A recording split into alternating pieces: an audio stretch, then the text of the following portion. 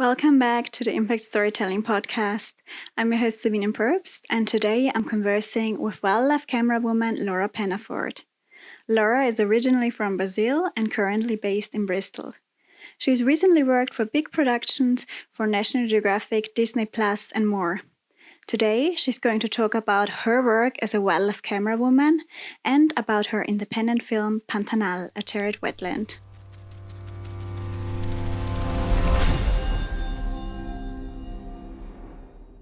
Welcome, Laura. I'm really happy to be filming this episode with you and sharing your experience and work with the audience.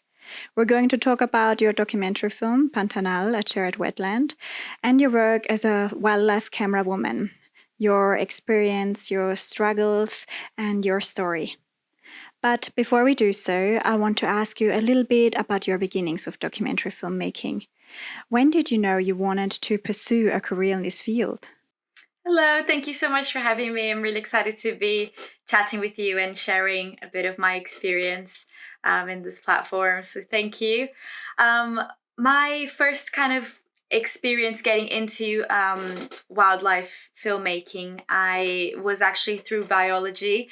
I always knew I wanted to be a biologist and kind of study animals. Well, that's what I thought I wanted to do since I was little. And I'm actually from Brazil, and I moved to the UK when I was 19 to study biology in university. And my sort of goal with that was always to sort of find solutions to the environmental crisis that we're facing and, inspire students. I thought I wanted to be a teacher, so inspire students and kind of, contribute to the scientific community in a way. And when I discovered the world of documentaries, I thought that was such a perfect way to kind of inspire a bigger audience outside of the scientific community and get people excited and involved in nature and wanting to protect it. So I thought that was perfect. And I've always loved photography as well and taking photos of animals, and I just thought it was a great way to mix my two passions. So that's what kind of got me into it. Sounds like a great journey from the science and biology field into wildlife filmmaking. Your first film was about the Pantanal, the world's largest tropical wetland. You definitely excited people to learn about this environment. Can you introduce the film a bit? Yeah, sure. So that was actually my first film I ever did, and it was a student film. So I went to university to study a master's in wildlife documentary production at the University of Salford after I finished my biology degree. And that was the film that I did for that. And it was a story I've always wanted to tell. I've always been really passionate about Brazil's wetlands, the Pantanal, and the huge biodiversity there. There's, all sorts of animals in a really small area. We've got the highest concentration of jaguars in the world in there, and just beautiful birds, macaws, tapirs, like all sorts of exciting wildlife. And this area is constantly threatened by wildfires, which is unfortunate. But in 2020 there was one of the biggest ones ever recorded, and killed a lot of animals, but also injured others and left animals without food and stuff. And I saw in the news, I was kind of following as it was happening, and there was a group of volunteers that would go around the wetlands kind of looking for animals that needed help, animals with burnt paws, and they would rescue animals. This amazing wildlife vet that I feature on my film, George, he would look after the animals and provide the medical care they needed. And then Eduarda, the ecotourism guide who lives in the Pantanal, and that's her whole life is, showing people the wildlife there and taking people on tours. Like, she was also devastated and helped with all these rescues, provided the boats and everything that they needed to rescue the animals. So I thought that was just such an incredible story and an amazing group of humans that were, doing something with very little budget, and on a voluntary basis just because they love nature and wanted to make sure the animals were okay. So then I decided to tell that story and yeah, go out there and film. And it was really challenging. I had 10 days to film the whole thing, and yeah, interview them and film too much wildlife in a short space of time, as a one women crew, really. And I had a few people helping me, but ultimately I was doing all the filming. I did, all the editing after as well. And yeah, it was really challenging, but it was a great experience, and I definitely learned a lot from it, just about the whole process of making films. And yeah, it got me just even more excited to keep pursuing this work. Yeah. Seems like 10 intense days. Amazing that you created it as a one-woman crew. I would say you captured it really well and told the story wonderfully. So the audience can also get an insight. Let's watch the trailer, and then I would love to hear more about the production. When I met Pantanal, I decided to live here because I really love to be in the wild, and I really love the animals. People really don't know about how important is Pantanal for the world, not only for Brazil. Aqui no Pantanal, no bioma, a cheia vem sempre para refazer, né, para reviver. Without the floods, the Pantanal will not exist anymore.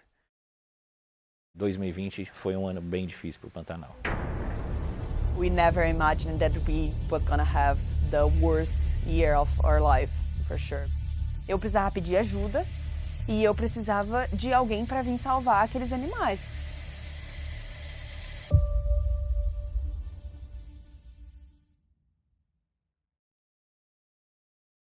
It's a beautiful film, very emotional and sad to see how nature and the animals had to suffer, but wonderful to see that people are out there that are helping. Everyone should definitely go watch it. It's on Laura's YouTube channel. What can you tell us about the production of the film? Yeah, so well, the full film is on YouTube if anyone wants to watch it. But yeah, the videos of the wildfires. Obviously, I wasn't there when it actually happened. I was kind of following it all on the news and stuff. But I got in touch with an amazing filmmaker from Brazil who was there. His name is Cesar Leite, and he let me use all of his archive to kind of paint the what the wildfire was actually like, because I could not imagine the scale of it. And yeah, he was there doing also voluntary work with the same NGO that Jorge, my other contributor, was working with. So they kind of worked together, and he filmed some other animal rescues as well. So yeah, and it was amazing. We connected over social media, and he was really supportive of my film and very kind to let me use some of his footage. So yeah, it wouldn't have been possible if I didn't have access to that footage. And yeah, it really got me kind of more involved with the Brazilian filmmaking community as well, because I kind of started my journey in the UK, and kind of got more involved in wildlife filmmaking here on this side of the world. And it's really cool to then now connect with filmmakers from my local country, and then whenever I go back I can collaborate with them as well. So yeah, it's been really nice. It's lovely that you could go and work with the locals, not only the rescue team, but also filmmakers. As you are a camerawoman, what equipment did you use, and what were the challenges being a one-woman crew? Yeah, so I didn't really have access to a lot of professional equipment to do my film. I used my personal equipment, which is a Sony FX3 and Sony 200 to 600. That's mainly what I had to work with, and then a few other lenses to film the contributors. So yeah, it was challenging, especially filming from a boat. I found it really hard with if you just have a tripod, or you just you don't have any kind of stabilization, it's really hard to film from a boat and keep the camera still and get, especially when you're in a long lens and that close, on an animal's face with the lens, obviously. Every little bump is just amplified. So I did find it really hard, but I had to work with what I had at the time. And yeah, I'm happy with how it went. I do now that, like, watching the film nowadays is definitely like, I can see lots of other kind of technical like errors that I did. So I definitely do it differently nowadays. Yeah. But it was my first film, and I'm very happy with the story and how it all came out, and it was a huge learning experience for me. So yeah, I'm very, very proud of it. The film turned out really well. We're seeing errors now. I think most of us filmmakers can agree that we all see errors in our first films. But we did the best we could with the information and equipment, time and budget we had. Especially the budget is usually a problem when creating a first film. Film festivals very well received your film. I bet that felt really rewarding to see all your hard work pay off. Did you have a festival strategy? I just applied to all the ones that I thought were relevant with the topic of, environmental conservation and wildlife. So I just entered my film to, lots of them. And I'm really happy. Yeah, it won a few awards. It got screened in the US in... Yeah, congratulations. Thank you. Yeah, in... I'm trying to remember now. Hungary? Yeah, there was it was a film festival there, an environmental festival there as well.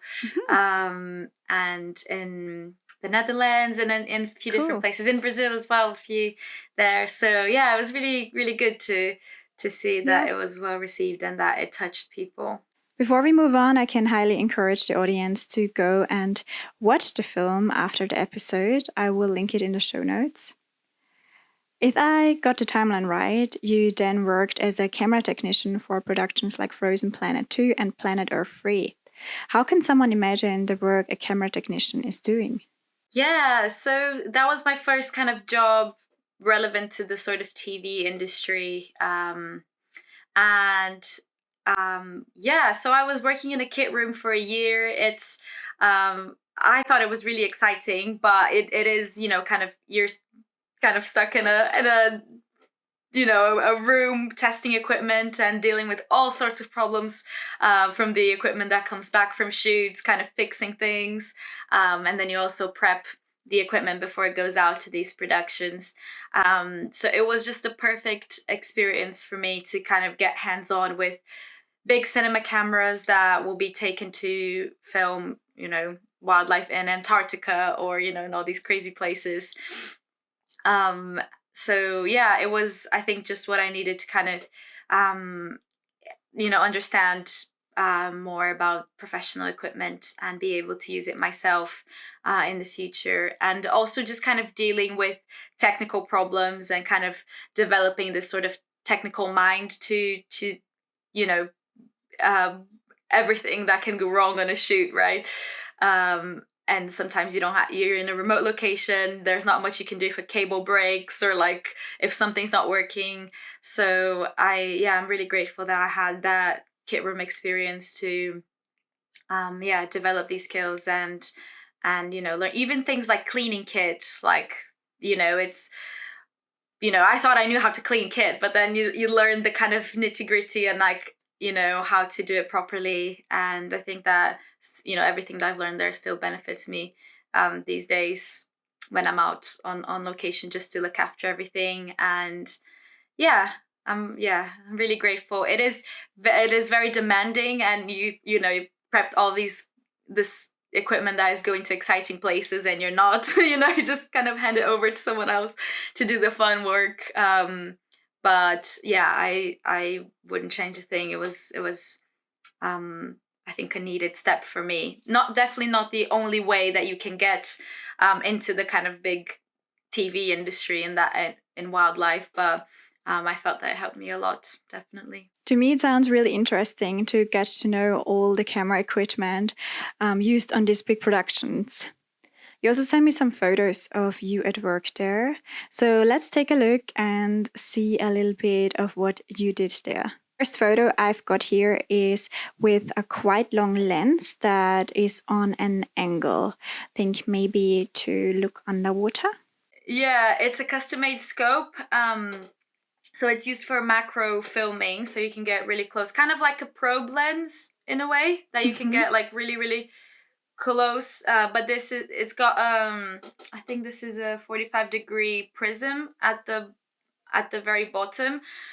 So that's very useful when you're filming underwater, and when you don't want to submerge like the whole camera, for example, and you just kind of put the lens, and then you can, film kind of eye level with an animal that is, on the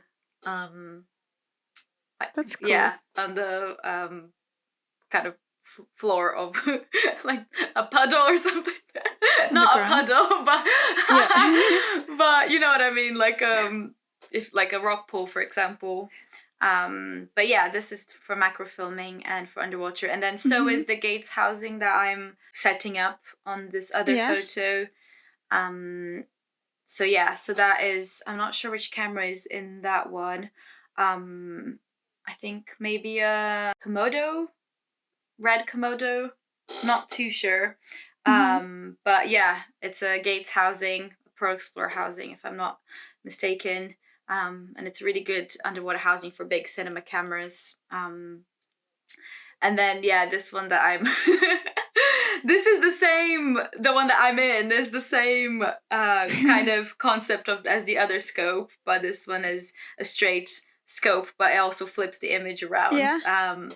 So this is just, it's just, the kit room is fun, there's a lot of people there working together to solve problems, and we just have a laugh sometimes. So yeah, when we're doing kit tests and stuff, it's always a good time, and everyone's kind of helping each other to like solve problems, because you can't know everything about all the tech, so it's often a group effort in the kit room, which I really liked. And then this top one is just me with another red camera, which is maybe a Gemini. And just setting everything up as we do before we send anything out. Check that all the cables work. Check that, just everything is in order, and talking to each other. It definitely looks fun to play around with the gear, and interesting to learn about all this camera equipment. I bet it got useful in the field. I feel like pretty soon after, you started as a camerawoman, second camera and camera assistant on blue chip natural history series for National Geographic, Disney Plus, and more. What was the first shoot you went on, and how did you feel like to come with the equipment this time? Yeah, the first shoot that I ever went on was camera assisting in A Real Bug's Life, which is a macro series for National Geographic and Disney Plus. It's actually out now. I did work for season 2, so I think that won't be out until later this year. I don't even know if I could be saying this, but well, the episode that I worked in is not out yet, but it will be at some point.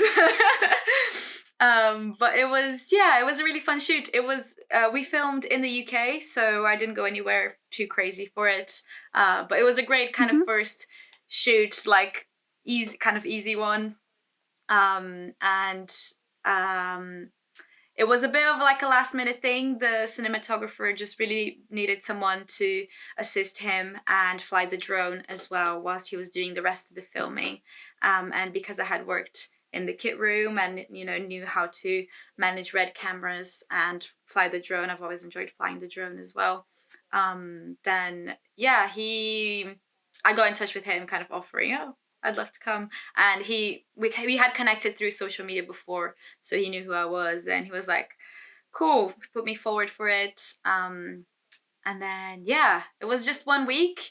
But I was just so excited to just be kind of a part of the sort of location team. And it was really fun. Yeah. How was it filming these little creatures? I feel like going through our day-to-day life, we don't pay much attention to them until they bother us, but we don't know very much about them. Yeah, it was fun. It was different than what I had filmed before, but I did have experience kind of setting up a lot of macro kit before, and I was kind of focus pulling for the operator, so I wasn't, well, it was fun watching him set up everything. The cinematographer is called Nick Widdop, by the way. He is such a sweetheart, and I'm so grateful for him to give me my first kind of opportunity in this kind of, blue chip natural history world. So yeah, big shout out to Nick. But yeah, it was really fun to see how it all works. And yeah, do the focus pulling, making sure, the focus was nailed on the shots, and then flying the drone as well. It was my first time flying the drone commercially for a production, so that was really fun. Yeah, it was great. You also fly drones. When did you take your drone flying classes? I did. So to fly commercially in the UK, you need to have to get a GVC license. So I did that independently. I just wanted to be able to fly commercially if anyone needed. I felt like that could be a good way in to the industry, which it was, because I wouldn't have gotten this job otherwise. So I just did that myself alongside. It takes 3 days. It's a lot of theory, a lot of learning about the rules of the airspace, and and how to be safe, basically, flying. And it's really good knowledge. I think the EU has a different license to fly commercially there as well. But it was just something that I wanted to have as an added kind of skill. I have a photo here of you with a drone somewhere above tree crowns on a bridge. Where have you been there, and what were you filming? Yeah, we were just getting kind of scenics of the jungle. I can't really say where I was, but but I was in the jungle somewhere, just filming the trees and using an Inspire 2, which is a huge drone that I was actually quite scared of flying the first time, but it was really cool. And it's a drone that you can change the lenses, use like a 50mm on the drone, which is not what people are used to seeing, because drones have these super wide lenses, and then when you put a 50mm on or a lens that's a bit not as wide, you get another perspective and a nicer image. So it was fun experimenting with that. In the next photo, I see a camera that is also in the air, but definitely not a drone, yet might get similar shots. You're holding a tiny computer or a remote in your hand. What can you tell us about that? So that's a cable dolly, a really cool cable dolly, and we just kind of rigged that where we want the camera to fly from A to B. And the image that you get really is kind of like a drone. It is kind of like an FPV drone, just kind of, it was really cool equipment to experiment with. And what I have in my hands is just to focus pull. It's a wireless thing, so I can control the lens from the this DJI transmission kit. Focus pulling or even moving the camera, panning, tilting, or whatever it is. And it was fun. And the cinematographer next to me there is Gavin Thurston, who is a legend of wildlife filmmaking, and he's been in the industry for so many years, and I've always admired his work massively. He's done all the big BBC epic documentaries, and I was just really excited that I got to work with him on a shoot and learn from him. Lovely. I think it's always great to get to know people you share a passion with, learn from each other, and share experiences. Yeah, definitely. I've been really grateful to build sort of a little community, and especially with other women, a lot of camerawomen are, you know, have been so supportive, and just, yeah, always there to help. One of the great friends that I've made in the industry is Katie Wardle and Erin Rennie, who are two camerawomen that I look up to so much.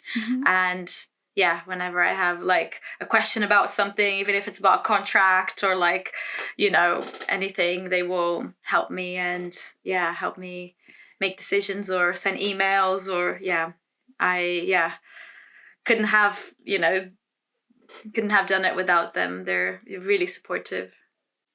Yeah, it's really amazing to have a good support system. As a camerawoman, there is also the Wildlife Camerawoman group on Facebook, which is also a beautiful place of support, sharing experience and knowledge, and getting to know other people in the community. Here's another photo of you with Erin from another photo, I think from the same shoot. I would say the landscape looks like it might be somewhere in Africa. What did you film at this shoot? Yeah, we were somewhere in Africa. That was my first car shoot. And it was really great to do with Erin because she's done a lot of these shoots. She's worked on Queens, which is a new series that came out just now on Disney Plus and Natgeo, and she did a lot of the African wildlife sequences. It was really, really great to work with her and kind of see her doing her thing and learning from her. So yeah, I'm really grateful that I got to go on a shoot with her and just learn all about car shooting is very different than kind of shooting just on a tripod. So it's, you know, different things to like keep in mind. You know, the way you position the vehicle makes a world of a difference. And you will, if you are in a car shoot, you'll definitely work with experienced drivers who will know much better than you kind of like where to go. But it's always good to kind of have an eye for, you know, an angle, like place yourself down the hill rather than up to get a bit more eye level with the animal, or like kind of how to place the vehicle like in relation to the light, where the light's hitting. So it's a lot of things to think about, but it's, I think a lot more flexible. You can be more creative with angles and stuff. So yeah, it was really, really great. In the next photo, I believe you're in the same car, but handling the controls of a different camera, which I guess is mounted outside on the car. What were you filming there?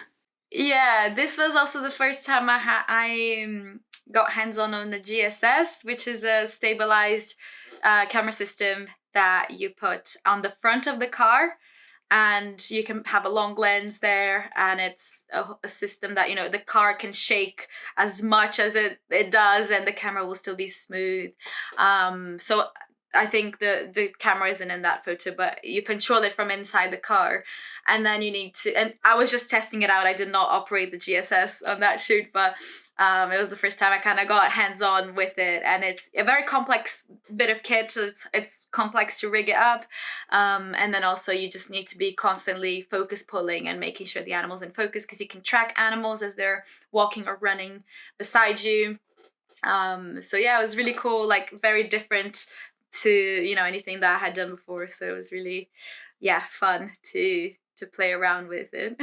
It's fun. It only confused me that the car seems to be parked. No, I was just having a play with it, but it was really fun. Yeah. Yeah, really fun. I hope I get to experience. It's great that you get to test these different pieces of gear. Yeah. There's so much crazy technology behind these big, you know, wildlife shoots.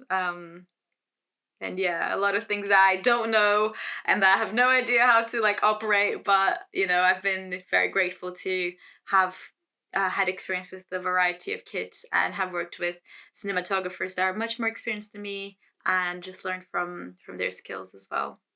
I'm sure that there are already people looking up to you and your work and do want to get advice from you. Hopefully. I mean, I love sharing my knowledge with people and teaching, and I would love to be at that stage where I can just, you know, mentor someone. I'm definitely still learning and kind of, you know, getting there, but yeah, I would love to be kind of like, you know, these other camera women and cameramen have been to me, you know, mentors that I've looked up to and that have taught me new things in the field. I hope to be that person to someone one day. I can definitely see that. I have one last photo of 2 long lenses sticking out of a tent. I guess you're in there. I can't see you though. What animals were you filming there? We were filming birds, and they're, you know, very skittish. So it was a matter of kind of sitting in the hide, and their nest was kind of close by. So we were just kind of waiting to get some behavior. And I was also working with this cinematographer, Michael Mail. And waiting on bird behavior and being very quiet and very patient. I think patience is necessary for all wildlife shoots. You know, I guess some animals, or most animals, are a bit camera shy. Did you feel like your biology degree helps in understanding wildlife and being able to film it better?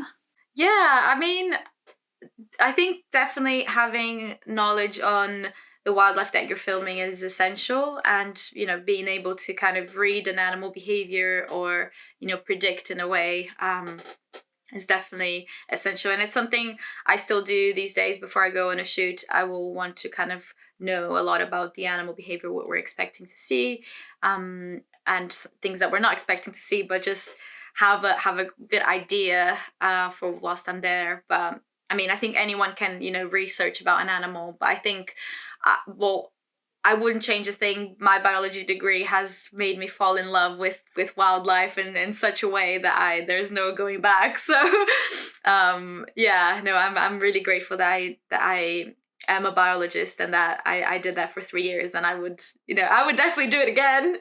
It's just so interesting, and I'm really grateful that everything that I've kind of learned in biology, I get to kind of translate into films and reach people that wouldn't be necessarily interested in wildlife the way I am, but kind of spark a bit of a passion, for animals. Do you have tips for filming on location and what to take care of when filming in nature regarding being respectful of your surroundings and not bothering the animals? It's really important to keep a distance from the animals. That's why we use these long lenses like the CN20 that can go up to 1,500. And we just want to, you know, make sure that we give the animal space to do its natural behavior. Because otherwise, what's the point of us even trying to capture something that is not like a natural behavior or interfering with it in any way? It's a detriment to the animals and a detriment to our films. So definitely keeping a safe distance, working with local people that know a lot more about the wildlife than you do, even though, you know, you might have an academic background and have researched all about that animal. The local people on the ground will always know more than you. So just listen to them. If they say it's not a good idea to go there, don't force it. Definitely important. And with drones as well, the ethics of flying drones near animals is, I feel like it's a line that is constantly being crossed sometimes. So definitely, being respectful to animals flying drones around it, especially birds, or, you know, if it's a nesting season, like, just be really, really careful and make sure that you are allowed to be flying in those locations, and just be careful not to interfere with anything. Good tips on what to take care of. How is it to film in the wild? How can someone who never did it imagine it? I mean, it's very intense days on location. It really depends what you're trying to film. Definitely, I'd say 90% of the time you do sunrise and sunset. That's when the best light's on. But if it is a behavior that can happen any time of the day, you might have to sit on a hide for most of the day, which is what I did when I was filming those birds. But early mornings is almost always the case. Sometimes waking up at 3 a.m. to get, you know, the perfect light, every second you can get of that perfect light. And where we stay really depends as well. Sometimes you go to really remote locations where you're sleeping in a tent. That's what I was doing on my last shoot, sleeping on a tent in kind of like a wooden structure. So it wasn't fully kind of camping, and there was a bit of a structure there, but a bit harsh sometimes.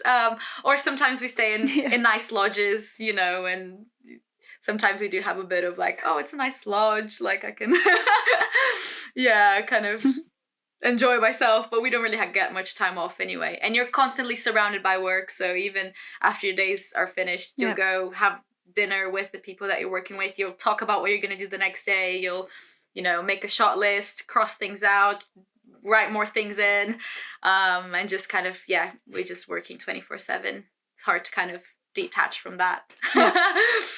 And long shoots, sometimes I get that. 4 weeks, 5 weeks, How do you handle being away from your girlfriend and friends for such a long time? Yeah, it is tricky sometimes. I found it really hard. Last year I was away for most of the year. I think I did like 200 days on location, which is a lot, and I didn't really have much time back home in between shoots. And like you said, sometimes you don't have connection, so you can't really message people much. So it's been hard. And it's really intense days on location. Sometimes you don't even have kind of the headspace to, think about your personal life. Or, you miss out on things, like you miss out on friends' birthdays, weddings, or whatever it is. It's, constantly, I guess, missing out on things back home, but experiencing things that nobody else might experience on location, which is a huge, I mean, I love my job and wouldn't change a thing, but it is tricky to balance life and to even sometimes you just feel disconnected from everyone, your family, friends, partners, yourself. And my girlfriend definitely found it very hard, me being away so much, but I do try to have a bit of a balance, kind of set, if I have connection, set some time to give her a call or just say I'm alive. But it is tricky. Yeah, it's often hard to try and find time and signal to communicate with their loved ones at home and telling them that you're okay. I feel like it's probably harder for the people sitting at home because when we're out creating a film, we are busy working. Often at hours, our loved ones aren't working anymore, so they're sitting at home. So they're thinking if we are okay, and our head is usually still at work. And after work, I at least am always so tired and don't want to talk a lot anymore. My partner especially worries when I'm diving for one of the films and don't tell him when I'm back out from the water. Yeah, with diving, like you said, it's like, I reckon your partner worries as well. It's a dangerous activity. Like it can have, dangers to it, and sometimes you're like, oh, I'm fine, like it's fine, but they don't know back home if you're fine or not, so I just try to keep that in mind. It's not always easy. Do you think there is a special struggle as a young woman or a woman of any age working in the industry and also working in the field? Mm-hmm. Yeah, definitely. I think women in this industry, because it's such a male-dominated field, like especially camera work, it's always cameramen, like that's the term that you hear all the time. And then when it's a woman trying to do it, they're often looked down on, or it's like it was the woman that's trying. Like you have to like be constantly proving yourselves and being like, no, I know what I'm talking about. Like I know this equipment. I've It's constantly proving yourself, having to prove yourself, which I think men wouldn't, go through this kind of level of, having to prove that you're good enough for a job. But also like physically, there are the equipment is heavy that we need to carry up and down, and it's something that I have definitely found, that I need to work on more of my fitness. I'm tiny, and some people are like, oh, she can't carry a camera, and like, I can.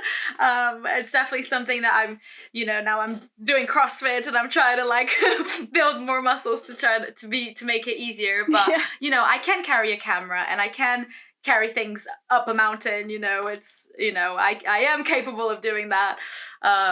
So it is, also I guess some people see women as not strong enough to be on location doing this kind of demanding jobs of moving heavy equipment around. Or things like even getting your period on location if we're out there with a bunch of men on your team, and like suddenly you have a period emergency, like it's not something that a lot of people think of, but it's just about being prepared for these things, because you have to look after yourself, mainly because it's oftentimes you will be the only woman on location, and or look after each other. Either if sometimes it's you or one other woman, you'll bring extra kind of period supplies for both of you. Just just looking after each other. Yeah, that's great, to take care of each other and also don't forget to have fun. You're working freelance now, if I'm not mistaken. What would you say are positive and also negative things about it? So I'm kind of new to freelancing now. I did a year on a contract as an in-house camera person, and I'm now freelancer. It's hard, like mentally, kind of stressing about money, or being constantly having to kind of go in meetings and like basically ask people for work. And the TV industry is quite slow at the moment anyway. It's there's a bit of a slow period, at least for the industry here in Bristol. Just trying to stay positive, and I think the main thing I'm trying to do now is just not sit at home and wait for work, and I'm just trying to think other independent projects I can do alongside, keep myself busy, keep myself developing skills, and keep shooting. So I'm just trying whilst work is quiet, I'm just trying to make sure I develop all these skills and I'm more prepared when the time comes. But it's been a journey. Crossing fingers that projects will roll in really soon. I'm sure they will. What do you think someone who wants to start doing this should know? I'd say just go outside and film animals wherever you can, in your garden, like any animal that you might think is not interesting enough, but just go out and practice with whatever equipment you have. I think access to equipment is still a massive barrier. Like these, huge cameras, they're very expensive, and not everyone will have access to them. But if you can if you can get a smaller setup and just something that you can practice with, and start putting together a show reel.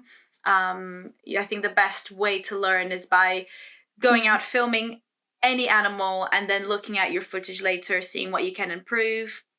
And watching wildlife documentaries and actually making notes of like how they, what like the framing of the shot is, just kind of, you can study a lot by like watching and making notes of things. I've done that a lot. And because whatever makes into a final cut of, Planet Earth 3 is the best of the best shot that someone got on, over 4 months, 4 weeks, or whatever period it is, on 4 months could be. But whatever makes it to the final cut is the best of the best. And it's, something that you can study, because it is, obviously we all love it, it's really good, but it's watching documentaries with another eye, and making notes, and then trying to like replicate that with animals in your garden, just putting things together. And then once you have a show reel, just reaching out to people and seeing, look, this is what I can do. And I would also say, don't kind of restrict yourself to kind of TV. There's so many other things that you can do with wildlife filmmaking. You can work for NGOs, for organizations. You can, develop your skills in so many different ways. You can, do your own films.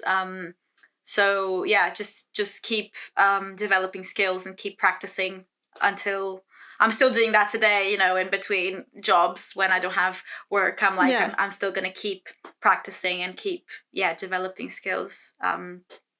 So yeah, and connecting with people, networking, talking to people that do that, it's always important to, build this community and learn from people. Thank you so much. That was great advice. It was really interesting getting to know more about your work. Yeah. Oh, thank you.